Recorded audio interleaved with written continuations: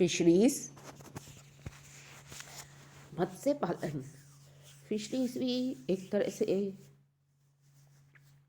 हमारे रिसोर्सेज हैं, क्योंकि फिशेस को हम जो है खाने के रूप में उपयोग में लाते हैं। प्राचीन समय से इसका उपयोग जो है खाद्य आपूर्ति के रूप में होता रहा है। फिशेस को महासागरों से, सागरों से, तालाबों से, झीलों से, नदियों से आदि से जो है एकत्र किया जाता है। अगर हम विश्व पर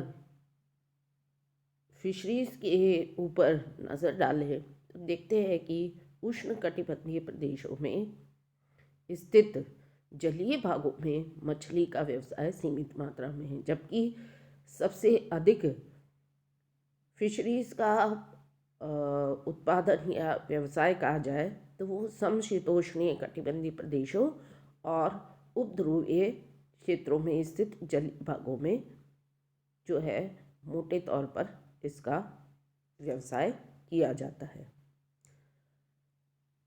फिशेस से विश्व में खाद्यान्न के रूप में 3% हमारा खाद्य पदार्थ मछलियों से प्राप्त होता है।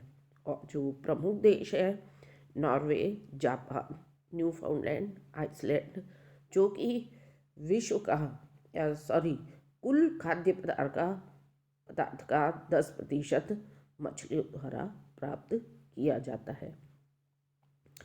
क्योंकि मछलियाँ से हमें जो है विभिन्न तरह के मिनरल्स मिलते हैं, आयरन, कैल्शियम, आयोडियम, तांबा, मैग्नीशियम, फास्फोरस, और इसके अलावा विटामिन ए, विटामिन डी की मात्रा बहुत अधिक मात्रा इसमें जो है पाई जाती है।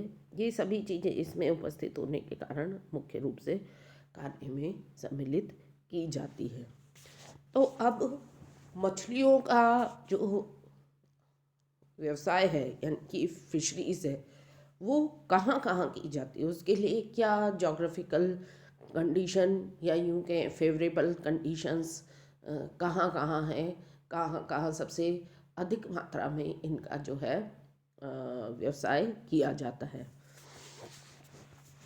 इसके अधिकांशतः क्षेत्र समशीतोष्ण कटिबंधीय क्षेत्रों में है,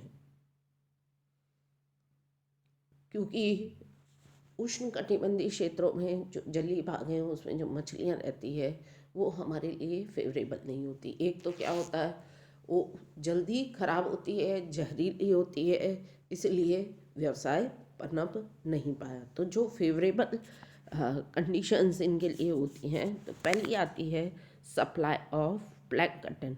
तो प्लैंकटन क्या है, बहुत समुद्री जल में पाए जाने वाले बहुत सूक्ष्म जीव और पौधे जिनको कि फिशेस खाती हैं।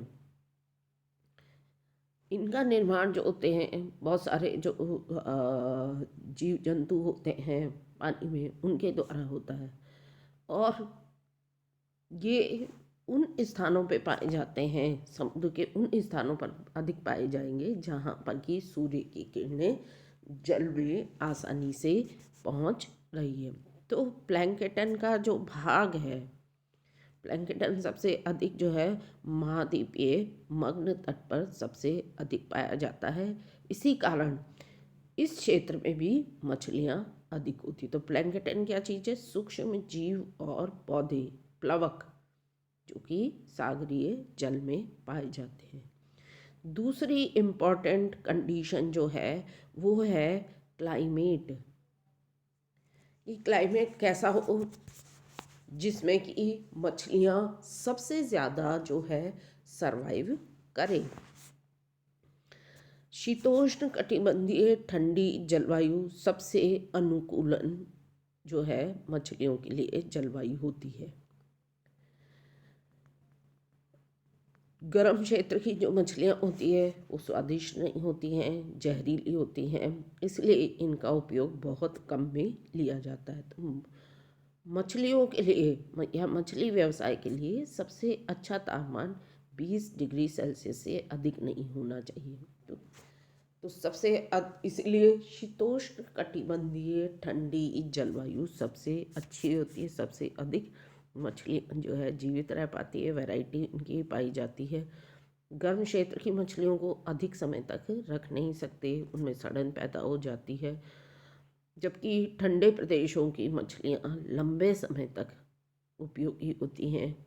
इसलिए फिशरीज के लिए ठंडी जलवायु को उपयुक्त माना गया है। ठंडी जलवायु में मछलियाँ जो है एक समूह में भी रहती है, तो उनको पकड़ने में सुविधा होती है।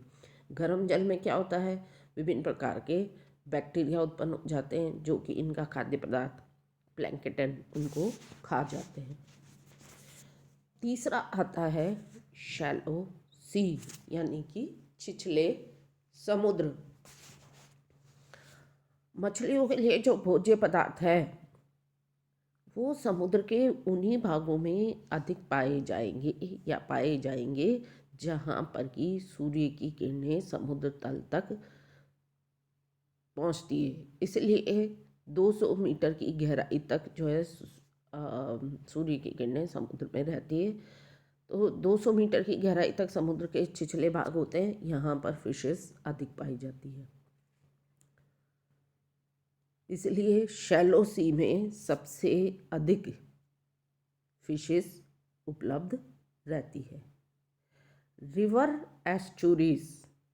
एस्चुरीज यानी कि नदियों के ज्वार नदमुखी मुहाने, नदियाँ जाकर जब नदियाँ बहकर समुद्रों में गिरती है तो उसके जो जहाँ पर वो मिलती है, तो नदियाँ धरातलीय भागों से बहुत सारी चीज़ें पदार्थ बहाकर अपने साथ लाती है, और ये पदार्थ मछलियों के द्वारा जो है भोजन के रूप में ग्रहण किया जाता है।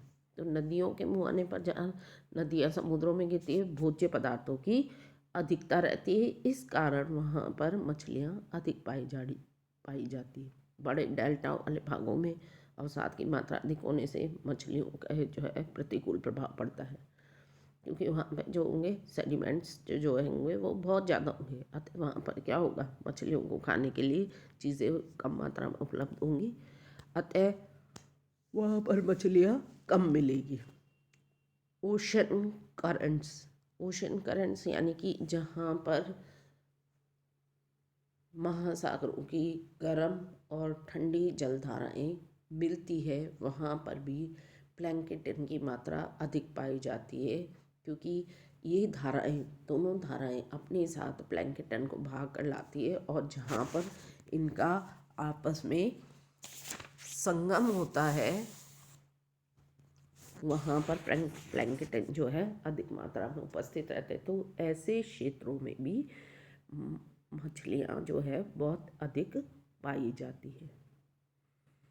6 है लार्ज पॉपुलेशन, जनसंख्या की अधिकता। जब जनसंख्या की अधिकता होगी तो दूसरे जो खाद्य पदार्थ हैं उनकी कमी होने पर मनुष्य या जंतुओं के द्वारा मनुष्य द्वारा जो है मछलियों का उपयोग किया जाता है, क्योंकि मनुष्य जनसंख्या को अपने जो है खाद्यान्नों की पूर्ति के लिए विभिन्न प्रकार के खाद्यान्नों पर निर्भर रहना पड़ता है। इसलिए जो है पॉपुलेशन की अधिकता जो है इसको जो है फिशेस से भी जो है पूरी की जाती है। बहुत सारे ऐसे कंट्रीज़ हैं जहाँ पर इनको नॉन वेज को खाने में कोई रोक टोक नहीं, जैसे नॉर्वे, स्वीडन, जापान, आइलैंड, किसी प्रकार का जो है प्रतिबंध नहीं है। तो इन देशों में भी मछलियों की मांगे अधिक होती है। ट्रांसपोर्टेशन, अब किसी भी व्यवसाय को चलाने के लिए ट्रांसपोर्टेशन एक बहुत इम्पॉर्टेंट रोल अपना जो है प्ले करता है। तो परिवहन ये भी जो है फिशेस के ट्रेडिंग को जो है प्रभावित करता है, क्योंकि फिशेस का ज़्यादातर परिवहन जल के द्वारा ही होता है, और तो इसके लिए अच्छे बंदरगाह, जहाज, नावें आदि सब की जो है उत्तम व्यवस्था होनी चाहिए। साथ में जो ट्रांसपोर्टेशन है वो भी सस्ता अवेलेबल होना चाहिए। तो ये हमारे थे फिशिंग के जो है कंडीशंस, फेवरेबल कंडीशंस कौन कौन सी हो सकती है। तो 7 जो है वो कंडीशन हो गई, supply of plankton, climate, shallow sea, river estuaries, ocean currents, large population, or transportation. Thank you.